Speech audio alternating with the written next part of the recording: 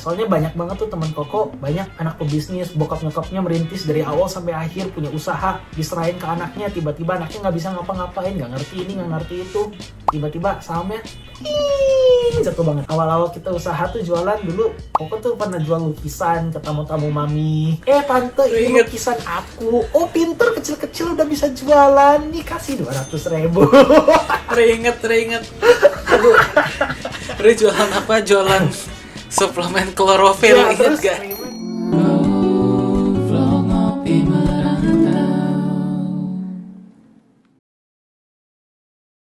Pas di zaman pabrik daging, Koko tuh dulu sempat mau nyoba bisnis startup. Koko pengen bikin aplikasi. Cuman aplikasi itu, Koko pengen bikin aplikasi. Cuman Koko nggak bisa coding. Gimana nih caranya? Koko dulu organisasi tuh banyak. Dan Koko banyak ketemu temen berbagai macam bidang di berbagai macam university. Koko kumpulin ke semua orang dan Koko bikin aplikasi bareng sama teman-teman Koko. Nama aplikasinya Roof Market. Ini dia aplikasinya. Cuman sekarang Koko lagi break. Dulu pas Koko bikin aplikasi di Australia tuh, kalau di Indo kan udah ada yang namanya Gojek, GoSend. Di sini tuh cuma ada Uber Eats sama Uber. Jadi Koko dulu kalau misalnya mau nge-send parcel dan lain-lain tuh dulu belum ada. Makanya Koko punya ide namanya Roof Market buat ya ngirim-ngirim barang dan menjadikan instant mall gitu loh, mobile mall. Jadi mau beli pijit, mau beli barang-barang, mau beli grocery, mau kurir antar barang dan lain-lain ada semua, bukan cuma antar orang sama antar makanan yang ada di Australia dulu. Koko bikin lah itu aplikasi sama temen. Sempet pas Koko master tuh ada orang mau invest dan ternyata dia tuh investor dari India. Dia pengen invest sebesar 150.000 Australian dollar ke bisnis Koko. Jadi salah satu taruhan dari bisnis itu tuh kadang-kadang kalau ada TikTok dan lain-lain, lu bisa hilang teman, lu bisa hilang uang, lu bisa hilang duit, lu bisa hilang credibility. Itu salah satu harga yang harus dibayar kalau dapetin investor yang mau invest gitu. Awalnya teman-teman Koko semua pada seneng dong pada mau invest gitu ya. Kita mah di sini cuman bareng-bareng untuk mencapai sesuatu. Soalnya kita mau nyari kerja juga susah, mereka butuh experience on an entry level role. So ya udahlah kita buatlah experience kita sendiri.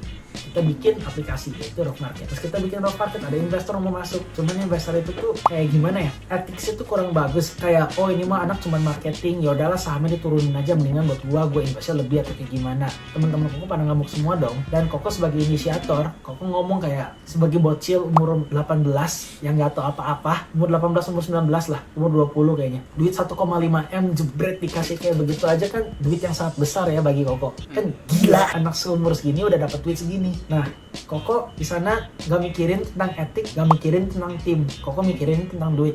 Dan itu salah Koko. Dan sempet TikTok sama timnya Koko sendiri, sampai tim Koko sendiri ngomong, lu mau milih duit atau lo mau milih kita gitu ya, lo mentingin kita atau lo mentingin duit. Kalau lo mentingin kita, lo tolak kita investor, kita bangun kita ini bareng-bareng. Kalau misalnya lo masih mentingin duit, lo ambillah itu duit, kita semua keluar. Jadi bocil nyobain bikin sesuatu, dapat investasi dari adalah investor dari India yang mau ngasih duit segitu gedenya. Nggak tahu dia bukan scam, soalnya dia juga international student kan, papahnya emang investor, Venture capital lah, semacam VC gitulah ya. Makanya teman-teman Koko ngomong kayak gitu ya, Koko mikir lah mending kayak gimana. Ya udah Koko pilih tim Koko tolak itu investor. Sakit, hati Koko sakit. Kenapa? Gila, duit segede gitu gua tolak, dia cuma minta 10%. Iya kali Koko tolak. Ya udahlah. 10%. Bentar. 10% di 150.000.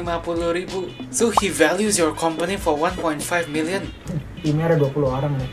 But still, walaupun kalau cuman eksekutifnya 3 dulu. 10%, kalau dia minta 10% dan 150.000, artinya your company's valuation in his eyes is 1.5.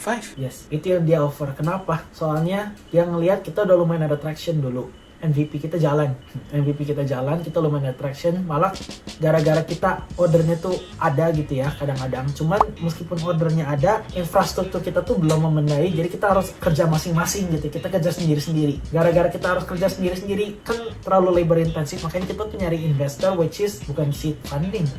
Ya bisa dibilang seed funding lah, bukan series A. Seed funding buat membangun aplikasi yang layak, bukan cuma sekedar MVP gitu loh. Gara-gara tractionnya ada, mereka ngomong oh ini tractionnya ada, ya udah udah kamu butuh duit berapa, kamu kasih proposal, alokasi dananya kemana aja, dan itu makanya dia tuh nego, oke, sekian dolar buat aplikasi, sekian dolar buat marketing, sekian dolar buat apa, totalnya tuh hasilnya sekitar $150.000 buat dia mau ngambil 10%. Dan dia pokoknya ya dananya mantap udah segitu, ada RAB-nya udah kemana aja semua, dia ngomongnya segitu ya. Makanya Koko kayak oke gitu ya. Cuman di sana Koko tolak, Koko juga sedih dong, wah gimana ini ya. Kenapa teman-temanmu gak pengen duit ini? Soalnya etiknya dia, kalau misal dia jadi partner bisnis kita bisa jadi bahaya. Kenapa etiknya emang? Dari kayak datang meeting selalu telat, dari cara ngomong dia, dari nego-nego saham, ngasih-ngasih celah biar sahamnya dia tuh lebih banyak sama orang lain lebih dikit. Terus kayak pada udah ada agreement di awalnya dia pengen nge-breach agreement dan lain-lain. Jadi kayak teman-teman Koko tuh merasa dihina gitu ya sama mereka. Gara-gara teman-teman Koko merasa dihina sama situ orang, kayak ya udah kita kerjain ini masing-masing, kita berjuang bareng-bareng. Kalau misalnya lu mau terima dia, lu terima dia, cuma nggak usah sama kita gitu loh. Makanya Koko kayak ya udahlah, Koko sama teman-teman Koko aja. Itu pertama. Terus kedua, Koko juga pernah apa ya namanya? Koko pernah hilang teman deket Koko yang dulu tuh pernah ngebantuin Koko banyak banget gara-gara bisnis. Itu dulu pernah jadi salah satu bisnis partner Koko dan dia tuh mentalnya lagi down banget gara-gara ya adalah. Terus pas di satu meeting, ini juga Koko nggak terlalu profesional. Dia sempet gak kerja selama ya nggak tau lah, lumayan agak lama, soalnya dia mentalnya lagi down, jadi butuh break. Terus di meeting kau ngomong lu punya victim mentality, bukan ngomong personal sama dia, cuman kau ngomongnya sama semua orang, ada 20 orang di tim, kau ngomong lu punya victim mentality kalau lu gak kerja, lu harusnya kerja dong sekarang. Kau sangat insensitif lah sama dia. Gara-gara Koko sangat insensitif sama dia, dia mulai gak terlalu suka lah ya sama Koko. Akhirnya dia sempet ngomong sama Koko, aku ngeliat kamu cuma sebagai business partner, aku gak ngeliat kamu lagi sebagai teman, soalnya kamu sudah like humiliate me in front of everyone else. Dengan ngomong I have a victim mentality. Koko nggak bakal mention nama, cuman basically dia sebagai eksekutif juga merasa terhina soalnya Koko tidak sensitif dengan human resource Koko sendiri. Kenapa kamu nggak ngomong sama aku personally gitu ya? Kenapa kamu harus ngomong di depan semua orang? Itu kan nggak profesional gitu ya. Itu salah satu pelajaran yang Koko belajar juga. Terus jadi bukan cuma hilang duit, hilang temen juga bisa kalau ya di bisnis ya. Dan itu salah satu temen Koko yang dulu dari Koko nggak punya apa-apa, dari jualan dan apa, dia selalu nge-support Koko. Dan Koko hilang dia begitu aja gara-gara masalah itu. So ya, itu salah satu reality bisnis. At least you mengakui if you are wrong ya. Dan emang Koko salah.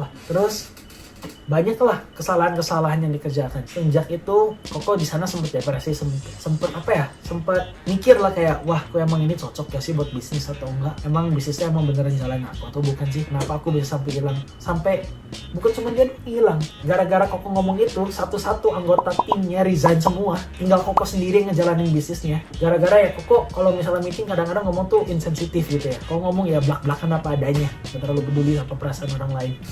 Makanya beberapa orang mulai nggak ngerasa nyaman, cabut. Yang pelajaran Koko lihat, lu punya bisnis, lu harus bisa melihat semua orang itu sebagai manusia, dan kamu harus bisa lebih oke lah, kayak lebih baik lah sama mereka, menganggap mereka manusia, bukan mereka tuh cuma sebagai pekerja doang. Kalau misal kayak gitu, lu tanpa mereka juga lu nggak bisa maju. Kalau lu ngerjain semua sendiri juga kan bakal repot ya. Makanya lu harus bisa menghargai semua orang sepanjang masa yang lu emang bangun sesuatu bareng-bareng sama dia. Itu yang Koko pelajari. Artinya kamu udah menolak kesempatan $150.000 demi your employee, dan Koko ditinggalin sama mereka gara-gara ulah Koko sendiri. Kasus-kasus seperti itu banyak. Contoh Steve Jobs ditendang dari Apple, ternyata masuk lagi ke Apple, kan banyak banget. Cuman ya itulah, itu satu pelajaran yang Koko pernah belajar. Terus setelah itu masalah human resource. Habis Koko kerja, bisnis dan lain-lain, jualan dan lain-lain, Koko tuh dulu pernah bikin toko di Bali namanya Aleria. Hey, jangan skip dulu video ini. Percaya nggak kalian kalau aku bisa bikin kartu ini melayang ya? Kalau aku bisa, kalian harus janji subscribe ke channel-channel kami dan tonton video kami yang lainnya ya. Ayo kita lihat. Hey, melayang beneran ini. Sesuai janji.